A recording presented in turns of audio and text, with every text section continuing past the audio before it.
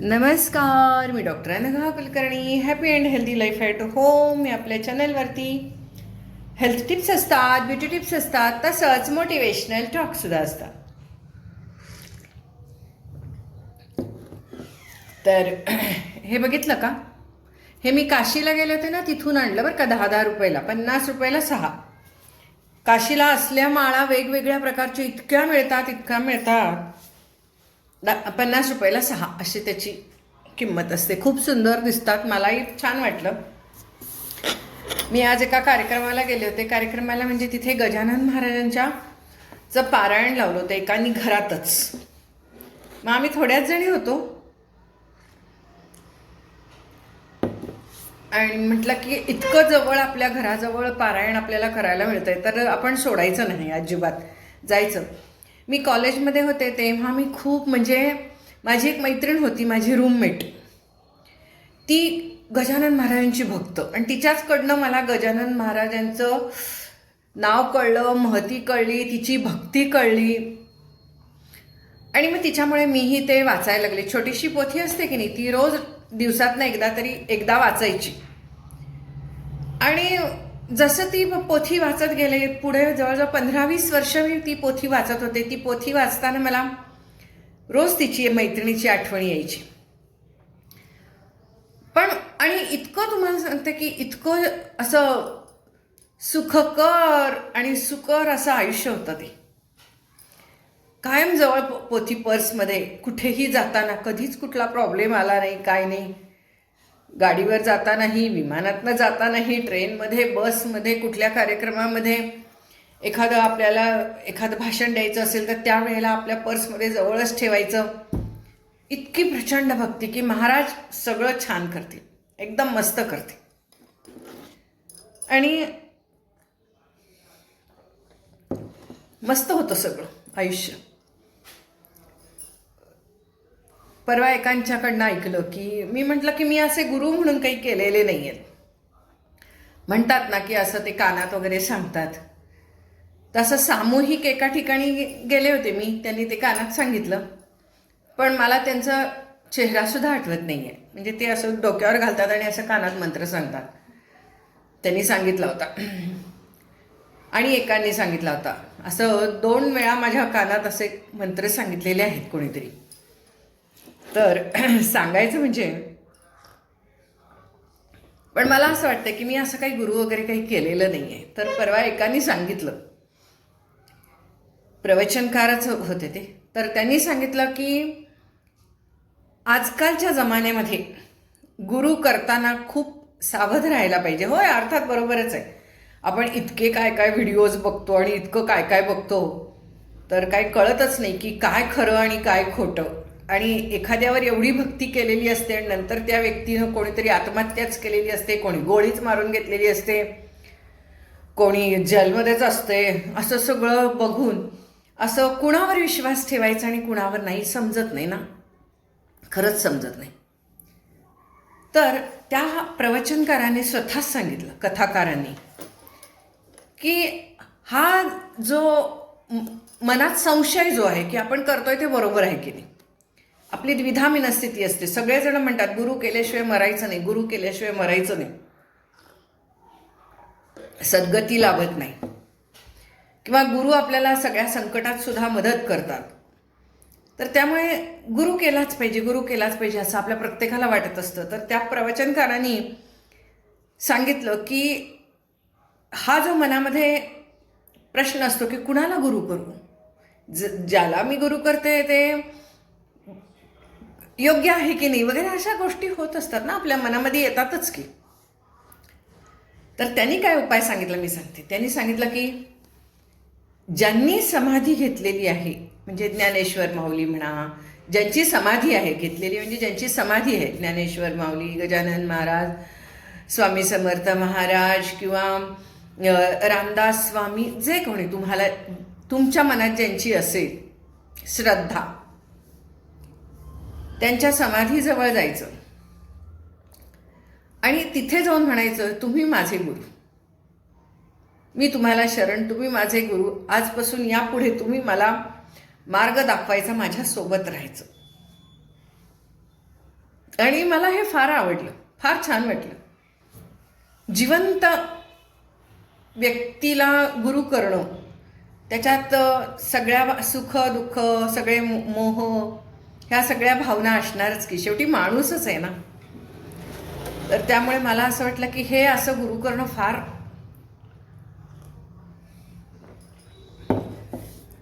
चांगलं आहे.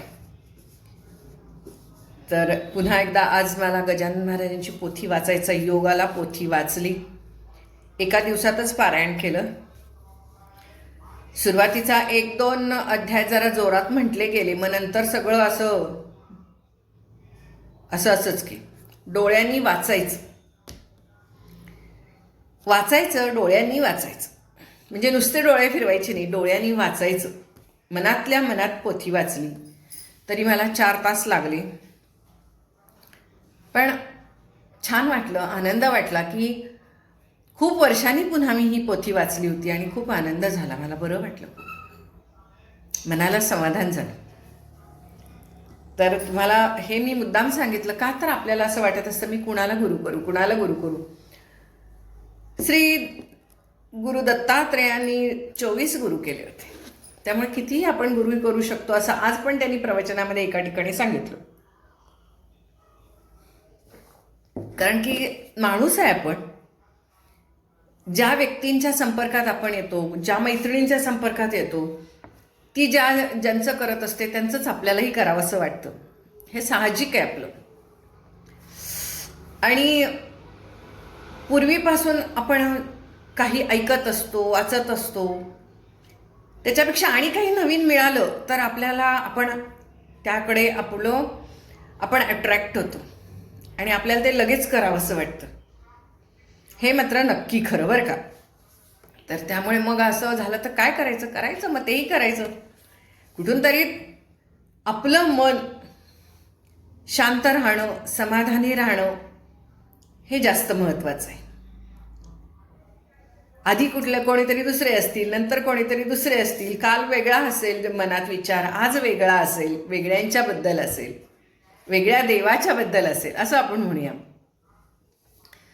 तर हा आपला संभ्रम कायम राहणारच आहे.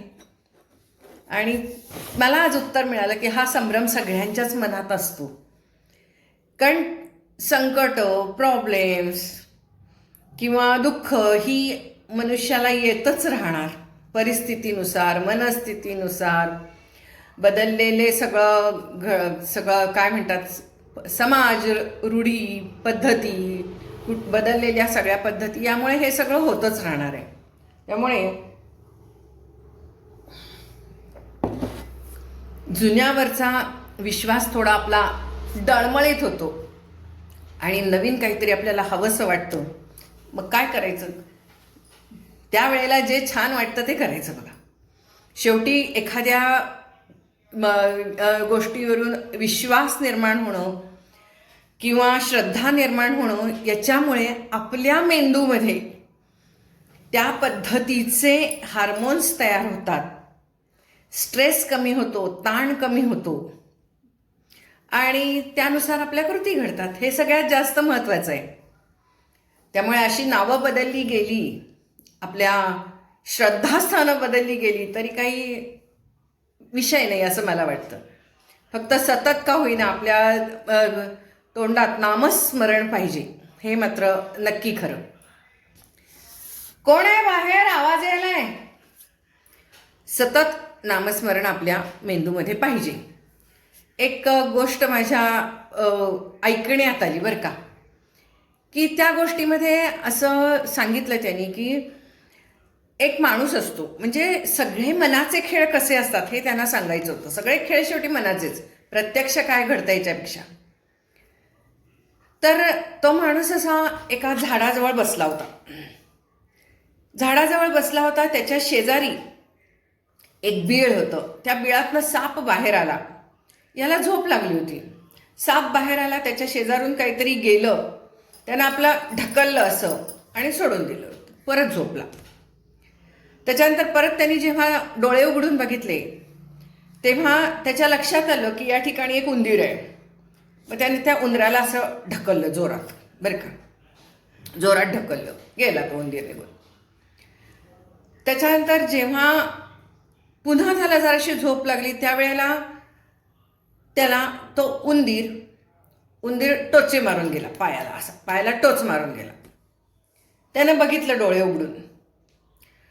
उघडून बघितलं तेव्हा त्याला असं वाटलं की अरे आत्ता आपण उंदीर बघितला होता, त्यामुळे तो उंदीरच टोच मारून गेलेला आहे. तो निवांत असं त्याने पुन्हा हाताने केलं आणि असं बघितलं कुठून आला होता उंदीर ते. तर त्यावेळेला त्या ठिकाणी उंदीर नव्हता, तर एक त्याला साप दिसला. त्याच्या लक्षात आलं, बापरे, म्हणजे आपल्याला साप चावलाय, आणि तो बेशुद्ध होऊन पडला. म्हणजे खरं तर त्याला चावला होता उंदीर, पण तो उंदीर आहे समजून घाबरला नव्हता. पण त्याच्या दृष्टीला जेव्हा तो साप दिसला, त्या सापानं काहीच केलं नव्हतं त्याला, पण त्याला वाटलं आपल्याला साप चावला. आणि ते साप चावले बघून त्याच्या मेंदूमध्ये एवढं टेन्शन आलं त्याला, एवढे त्याच्या मेंदूतून तो असे हार्मोन्स, स्ट्रेस, ताण आला, आणि त्याला 100% वाटलं आता आपण मरणार, साप चावलाय म्हणून. आणि त्या पद्धतीचे सिग्नल्स त्याच्या मेंदूतून दिले गेले आणि तो खरंच बेशुद्ध पडला. म्हणजे जणू काही साप चावल्यावर जसं होतं तसं त्याचं सगळं अंग थरथरायला लागलं, तो बेशुद्ध पडला. म्हणजे थोडक्यात काय सांगायचं होतं की आपल्याला जे काही घडतं त्याच्यापेक्षाही आपल्या मेंदूला काय वाटतं हे जास्त महत्त्वाचं. आपल्या मेंदूला समजा असा सिग्नल मिळाला की तो साप चावलेला आहे, की ते साप चावला समजूनच माणूस मरणार. घाबरून म्हणतो ना आपण, घाबरून माणूस जास्त चिता जाळत नाही, एवढं चिंता जाळते म्हणतात, तसं आहे ते. तसं ते घाबरून तो माणूस बेशुद्ध पडला. कदाचित मेला पण असेल, काय माहीत नाही, मेला असेल, पण त्या क्षणाला मात्र त्याला असं वाटलं आता मी मरणार, मला साप चावलेला आहे आणि आपण मेलं पाहिजे. एक हे ना आपल्या मेंदूला एक असं वाटत असतं, मेंदू लगेच आपल्या याच्यामध्ये असं एक कल्पनाचित्र निर्माण करून टाकतो लगेचच. आजकाल ते क्वांटम फिजिक्स वगैरे बरंच आलेलं आहे. आपल्या मेंदूवरती इतका अभ्यास चालू आहे की आपण हे जे म्हणतो की मनामध्ये ताणतणाव आला की त्या पद्धतीचे हार्मोन्स निर्माण होणार. ते हार्मोन्स निर्माण झाले की मग त्यानंतर तुम्हाला धडधड होणार, त्याचा महत्त्वाच्या अवयवांवर परिणाम होणार, भूक लागणार नाही, पुन्हा हृदय धडधडायला लागेल, मेंदूला असं घाबरायला व्हायला लागेल, रेस्टलेस व्हाल, अँझायटी होईल, डिप्रेशन होईल, ह्या सगळ्या गोष्टी होणार स्ट्रेसमुळं. झोप लागणार नाही, भूक लागणार नाही, म्हणजे ह्या सगळ्या गोष्टी होणार. तर थोडक्यात आपल्याला स्ट्रेस कमी होण्यासाठी म्हणून जर का असं आपल्याला काही असं नामस्मरण किंवा एखादा आधार म्हणून जर का असं काही तुम्हाला करायची इच्छा असेल, करत असाल, पोथी पुराणं वाचायचं, पारायण करायचं, तर जरूर करायला काही हरकत नाही. त्याच्यात संभ्रम करून घेऊ नका मनाचा, कारण शेवटी आपलं मन घट्ट, विल पॉवर जी म्हणतात ना, मन घट्ट तर आपलं आयुष्य छान. तुमचं जर का मन घट्ट नसेल, घाबरट असाल तुम्ही, किंवा आपलं मन लगेच घाबरं होत असेल, हळवं होत असेल, तर इतका तुम्हाला ताणतणाव येतो आणि मग ताणतणावानेच तुमचं आयुष्य पूर्ण बर्बाद होऊन जातं. आयुष्य शेवटी कशाने बर्बाद होतं? सुखाने, दुःखानं किंवा संकटानं किंवा प्रॉब्लेम्सनं आयुष्य बर्बाद होत नाही. तर आयुष्य आपल्या विल पॉवरमुळं बर्बाद होतं. जर तुमचं मन कमकुवत असेल, मन हळवं असेल, घाबरट असेल, चिंता करणारं असेल, सारखं अस्वस्थ राहत असेल, तर मग तुमचं आयुष्य बर्बाद होतं. नाहीतर एखाद्या मोठ्या प्रसंगाला सुद्धा तुम्ही धाडसाने तोंड देऊन जाता. आणि धाडसानं तोंड देण्यासाठी असा एखादा आधार जर का तुम्हाला घ्यावासा वाटत असेल, किंवा असा एखादा आधार तुम्हाला हवासा वाटत असेल किंवा मिळत असेल, त्याने तुमचं मन घट्ट राहत असेल, तर काहीच हरकत नाही ना घ्यायला, असं मला तरी वाटतं. तुम्हाला काय वाटतं?